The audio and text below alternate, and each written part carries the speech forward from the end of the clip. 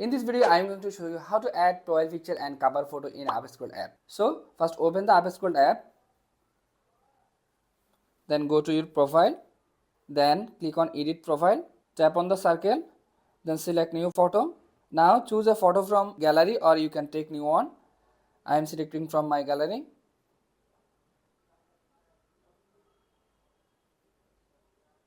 Profile picture is done now. To add cover photo, tap on it, then select new photo. Same, I am selecting from my gallery.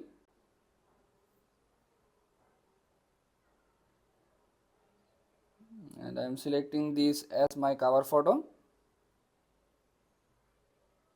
Done. And lastly, click on here. Here you can see updating your profile picture and your cover photo.